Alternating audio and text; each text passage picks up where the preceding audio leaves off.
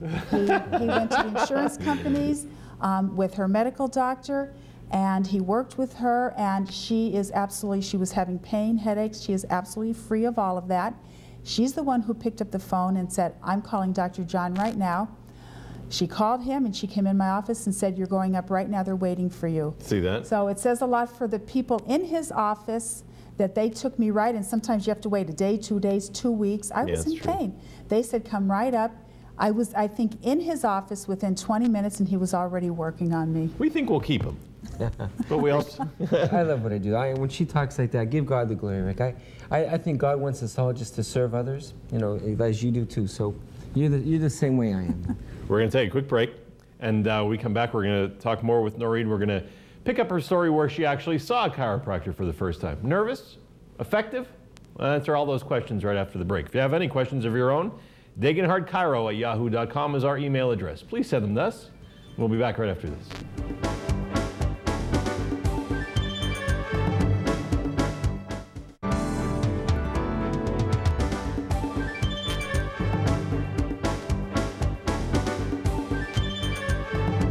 Back to Let's Talk Chiropractic on WYLN. Our guest tonight is Noreen Gregory of West Hazelton. In her first segment, she talked about how she changed her life around, quit smoking and started to eat healthier, exercise, and felt better until she started to feel some neck pain and went to see Dr. John. Yes. Do you need a little coaxing to see Dr. John? Were you nervous about chiropractic? Ever tried it before? I had tried chiropractic care, but I felt I needed something a little bit more. Mm-hmm. Yeah. Because the pain was affecting your life, like you said. Yes. You remember the first time you met and what you found? Mm-hmm. As she stated, you know, a good chiropractor, I think, asks this question to the patient.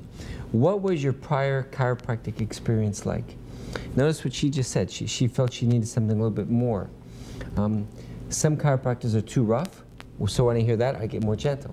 Some are too gentle, so when I hear that, I give a little bit more. She had a lot of tightness between her shoulder blades. So I remember the days she crisscrossed her arms. Yes. I put my hand underneath her back, Rick, and it was like a, you know, where the vertebrae shift into place, Rick. I knew that we relaxed all the tension in her neck, but I think a key with her case, and she was great, but she's a good talker. I think some patients watching the show, they're afraid to tell their doctors what they want. A chiropractor needs to know, if you don't want your neck cracked, tell a chiropractor. So when we got to her neck area, Rick, you can feel, she wasn't resisting me, but I could remember feeling like a tightness.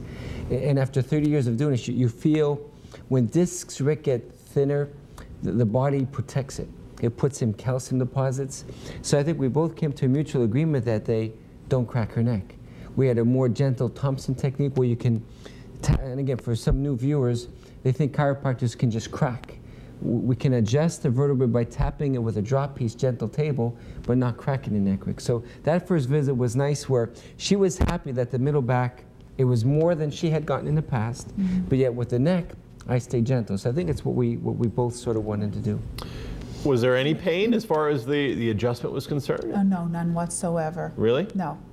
And kind of walk us through what actually happens when you get adjusted. What takes place? Well, it was fine. First of all, Dr. John makes you feel very relaxed and comfortable when you're there. Yeah. And he does talk to you. We have conversation, like he said, about possibly what could have caused this, and we did come up with something that we thought possibly caused this, and he gets to see what my level of comfort would be as far as his adjustments, and I was very receptive to his type of work that he needed to do on me. Let's talk about cause a little bit now that you brought it up. Did you determine that it was the exercise that caused it, or maybe did it go back further than that? It went back further, actually, probably to about 1992. I was actually in an accident where I was hit from behind by a tractor trailer. Ah. So of course I was wearing my seatbelt, but what happened was my neck and my head got thrown back. At the time, you know, you're x-rayed and sent home, and nothing much was really done. Take ibuprofen or something for the pain. But possibly as time went on, Dr. John explained to me that just with the aging process alone, and possibly with a prior injury, something more could occur, and these things can catch up later on in life. So did you have neck pain immediately following the accident? No, somewhat. I did have somewhat pain, but went away. No, yeah, subsided. Resolved itself. Okay. So I thought. So again, Dr. John, like I always do on this show, I play devil's advocate. So I'm a person out there saying, you're telling me that back in 1982 she had an accident and she didn't have any residual effects from it until more than 15 years later? Rick, this body is amazing. I think God gave it an ability. It tries to cope as constructively it can to any kind of stresses. This was a physical stress. This, getting hit by a tractor trailer is not your average accident. I don't remember how fast it went. If it did, I've had people, Rick, where their seats break, that they get hit so far from me. So she was exercising and feeling well, Rick, very gradually. The body allows toxins to build and tension. She probably, if she really thinks back, she probably had some tightness, a lack of mobility, but she might have thought maybe I slept funny or it was, but slowly the system starts giving signals until the pain signals became bad enough. So what is that, 1992 did you say? Yes. So what is that, 10, 15, 18 years later, Rick? But I've had people, you try to be like a detective. I had a guy just the other day, when he had a real bad neck problem. And he said, when I was 13, my brother got me in a headlock. And since that day, my neck is bothered. Now it comes to me 17 years later. Yeah. So it's quite common, Rick, that past injuries eventually catch up with you. So after this accident, when you're experiencing the pain, you found that Noreen had some degenerative problems in her discs. Right. Describe that a little bit, if you would. A disc is like a little shock absorber. Let's say like maybe as big as a checker, but it's very fibrous cartilage, so it's strong, Rick, but it's flexible. And it allows you to move, and when she jumps and exercises, but on her MRIs and x-rays, the discs start to get thinner, and it's called desiccation, where the discs dehydrate, they get like drier. So that tells the neck then is compressing. And I think this truck caused like a whiplash, and then gradually the body put in like calcium deposits. So she has some spurs in her neck and damaged discs that I think if a chiropractor was too rough with her neck, Rick, it would actually injure her. Okay. So good chiropractors know what not to do. So we will not crack her neck ever. So we ask her, some people, they roll their own necks all the time, and it's best not for Noreen to do it all. So outside of the chiropractic adjustment, what are some things you had to do to try to get your neck feeling stronger and better? Did you wear Well, I did wear a collar. Wore a collar? I wore a collar, yeah. I was very diligent about that as well, because Dr. John asked that of me, and like I said, I work in partnership with him, so I listen to what he tells me. She's good. What's the benefit of a collar? What does that do for you? Initially, she had such bad spasms. The collar gives a little bit of attraction. But I think the biggest thing, it just helps people they're going to move their whole shoulder girdle. I didn't want her to like be in her car and be looking for traffic, things you automatically, someone sneezes, God bless you. I didn't want her to be moving fast. So the collar, as it just sort of settles it all down until it heals. And then she eventually did away with the collar. Yes. So how long until you started feeling results? It wasn't long. I think it was within a week. It might have been within 2 visits I started feeling results, and very quickly after that. Does the fact that she was healthy prior to the pain help in the recovery process at all? It does, Rick. If we had the old Noreen who used to smoke and drink Irish beer and not exercise, Rick, I'm sure it would have taken longer for her body to heal. Sure. But the new Noreen, whose body has a good positive attitude and takes all these good vitamins and vegetables, Rick, I'm sure her body bounced back a lot quicker because of that. Okay. We're going to take another quick break. When we come back, we're going to continue with Noreen's story, find out how she's doing now and how chiropractic has become a routine part of her life, making her feel better. Part of that whole wellness that we talked about throughout the show. If you have any questions, DagenhardChiro@yahoo.com is our email address. We'll be back in a couple minutes. Stay with us.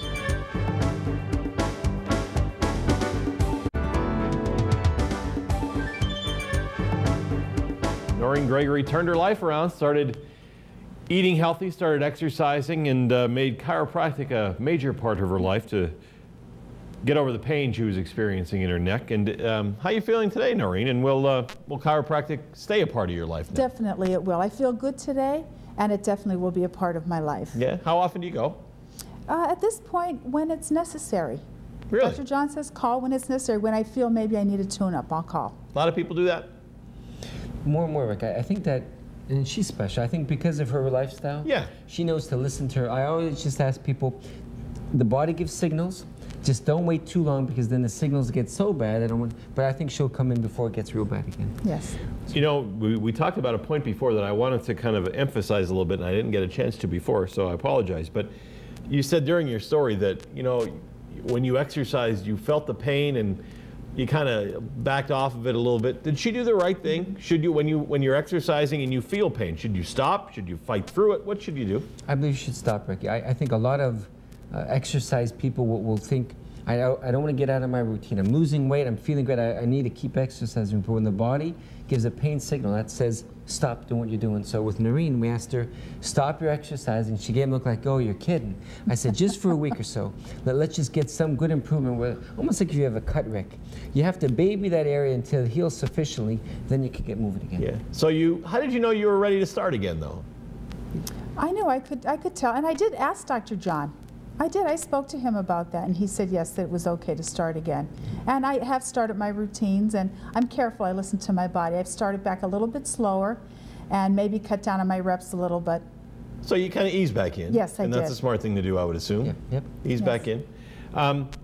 So Noreen, now that you're feeling better, what would you say to someone who's out there that is afraid to see a chiropractor, experiencing pain, doesn't know what to do about it? What would you tell them? I would say don't walk, run. Because a mistake that a lot of people make is they will take something for the pain, and you know that only causes more problems. And that's like putting a Band-Aid on a wound. That does not help heal. But chiropractic care, absolutely. When you feel that, totally pharmaceutical free and pain free, and that's the way I prefer to live. Yeah, and you're a good example, especially this time of year, not too early to think about how you're going to improve your health, even though we're past the New Year's resolutions, but maybe people falling off them. What would your advice for them to be? I mean, that New Year's resolution that you're kind of slacking on. I think the key, she said, Eric, most people tell me they stopped smoking, they stopped drinking. There was something that mentally was like a trigger for them. Many people like yourself, Noreen, they have those, their doctors are telling them, your cholesterol is high, your blood pressure is high, you're a walking time bomb, yet it doesn't faze them. I pray this show touches their heart, that Noreen says, let that trigger motivate them. We all have it within us, Rick. An internal motivation that says, that day she must have said, that's it. I'm going to stop smoking, I'm going to exercise, I'm going to lose weight. And she's done it now for whatever, 10, 20 years. So to me, if she's done it, Rick, other people could do it. I totally agree. Noreen, thanks for being here. We really appreciate you. My pleasure. Thank you for having me. Thank you, Dr. John. Dr. John, thanks for being here as always. Thanks, Big Guy. Dr. Stacy Sando will be here certainly for future shows, but we thank her for being with us. We thank you for watching. And if you have any questions, don't forget that you can call Dr. John at 454-2474. That's the number at the Degenhard Chiropractic Health Center, so give him a call. Thanks for watching Let's Talk Chiropractic on WYLN. We'll see you next time.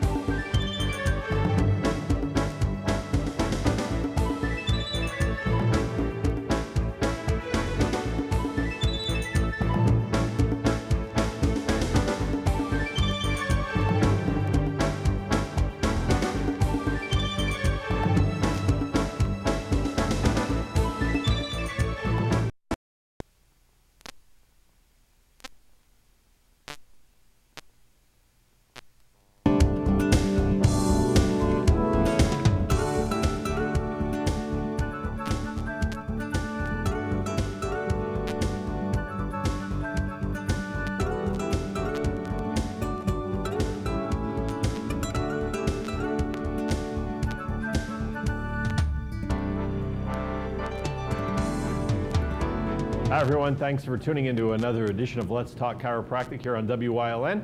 I'm Rick Marticelli. You know, if you're a fan of the show, you know that chiropractic is very good for older adults. Maybe they have problems with their discs, their back, their neck, anything like that. Middle-aged people, for example, if they have a car accident, chiropractor is a great place to go if you have any injury or anything like that. Even teenagers, maybe a sports-related injury causes you to have some pain. Chiropractic's the way to go. But what about children? Do children need to see a chiropractor, and what are some of the reasons they might need to do so? Is it good for them to see a chiropractor right from the beginning to kind of get it as part of their regular health maintenance, if you will? That's going to be the topic of our show tonight, and we'll discuss that topic with Dr. Stacy Sando and Dr. John You're not Dr. John Degenhard. No. Who are you? What are you doing here? My name's Christopher Catrone. Christopher? Who is this guy? This is my son. He's my 6-year-old, my oldest of the 3. All right. And I brought him here tonight. Thanks for being here, buddy. We appreciate it. So you see a lot of kids in your office these days? We see a lot of kids in the office all the time, but more recently I've noticed, I think we had a couple good snows over the winter, and you know, kids' sports are starting back up, and even backpack issues. So I thought, what a great time to do a show and bring Christopher on to show some of the reasons why kids need to be at the chiropractor. Excellent idea. We're going to discuss a lot of things tonight, and if you have any questions about children and chiropractic, please email them to us at DaganHartChiro@yahoo.com. We'll begin our discussion right after this quick commercial break.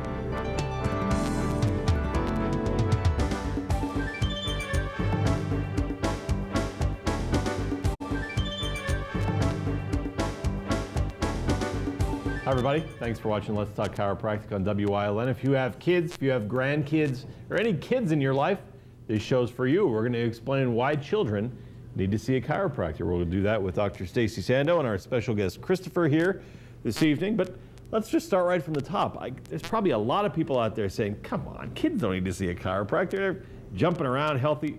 Why do you disagree? Why do they need to see a chiropractor? Well, there's many reasons, but first and foremost, the problems that you have as an adult didn't begin that day. You know, you didn't bend over to pick up a can of tomato soup off the floor and throw your back out. The problems started way before them, and most issues start as a kid, you know, running head first into the couch or sliding down the steps on your rear, or even the birthing process. You know, it's a they say it's one of the most traumatic processes in a person's life is just birth. Mm-hmm. There's different reasons for that as well. You know, not only is it hard on the mother, but, you know, the mother's pelvis has to actually crack so the baby could come through.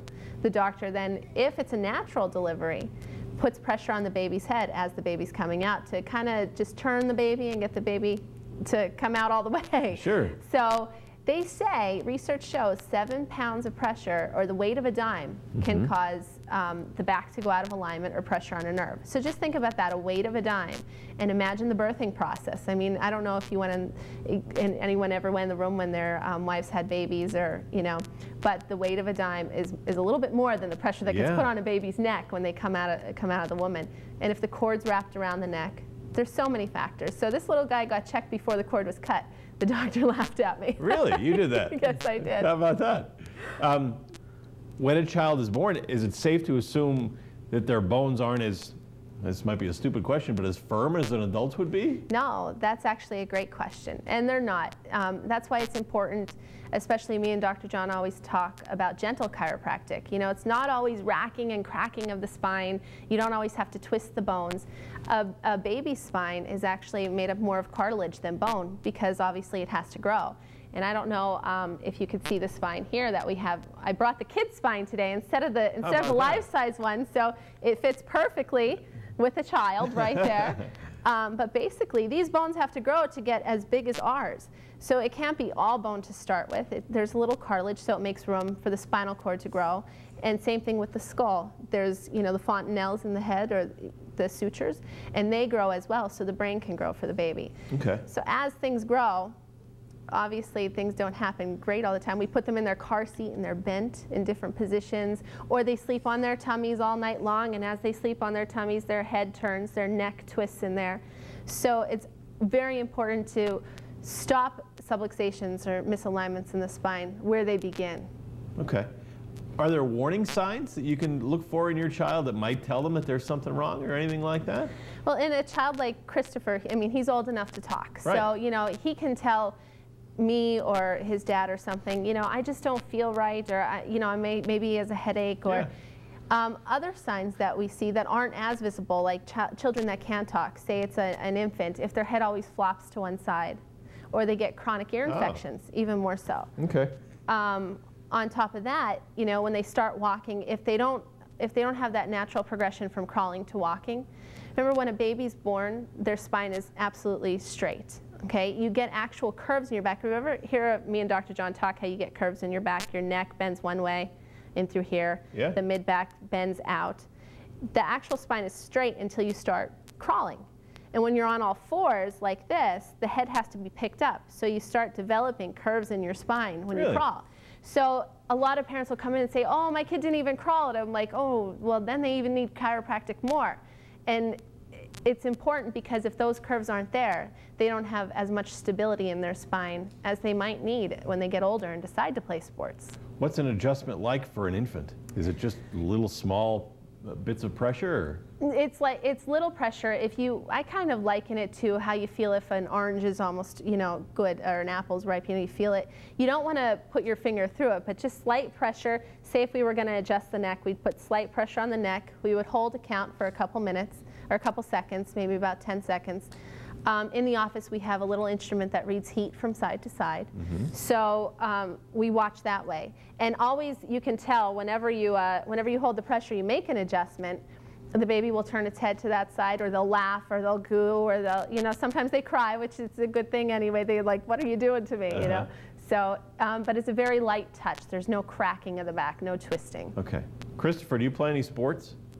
Or what sports do you like to play? How about baseball, did he say? Baseball, basketball, and football. And you do karate too, right? Mm-hmm. That's pretty cool. And that's good. I mean, we tell kids all the time that it's important for them to stay active and things like that. But from a chiropractic perspective, sports and kids, what's the relationship here between your back health and sports? Sports are great for kids, and my son participates in karate now, like he said, and baseball, and he's going to start basketball. He's looking forward to football, but I'm kind of nervous. They're great, but all the more reason to get checked, because you're challenging the body to do things that it doesn't normally do on a daily basis function-wise. And so, for instance, just like karate, it increases flexibility with the muscles, it increases strength and stamina in the body, and it's great for cardio for your heart. And I think it's great for a kid, but also on that, he's rolling and he's flipping and he's kicking a little bit. He's learning things like that. So, when we check his spine, I check his hips a lot to make sure that they're still in alignment. I check the back. If I see he took a fall the wrong way or a little hard, I'm checking that too. If he was never to be checked and he was knocking himself out of alignment during these practices, then when he's 30 or 40 or maybe when he's 20, he'd start maybe coming in with headaches or some kind of a pain that became more constant for him. We're almost running out of time in this first segment, but I just wanted to talk a little bit about pain and warning signs. I guess the way a child reacts to pain is different than the way an adult reacts to pain. Am I right in saying that? Because they might not know what's right and wrong as far as pain is concerned. Some kids, I've actually had kids come into the practice with their parents, and I'm checking their parents for, their parents come in with headaches, let's say, and they'll be talking to me about the headache, and the child, 6 or 7 years old, will say, well, I get those every day. I have pain in my head every day. And the mother or father will look at them and, what do you mean you get them? Well, I didn't know. I thought that that's how it's supposed to be. They just think that maybe this is normal, or, when I fall, I'm supposed to feel this way for days after. Right. Or I've had kids tell their parents, well, I felt this way ever since I fell off my bike last year. Yeah. They never said anything. So, I think part of the thing, parents need to be a little proactive in that case. We're going to take a quick break. When we come back, we're going to do two things. Number one, I want to just briefly touch on sleep and the proper way children should sleep. But number two, we're going to show you the proper way to pack your child's backpack.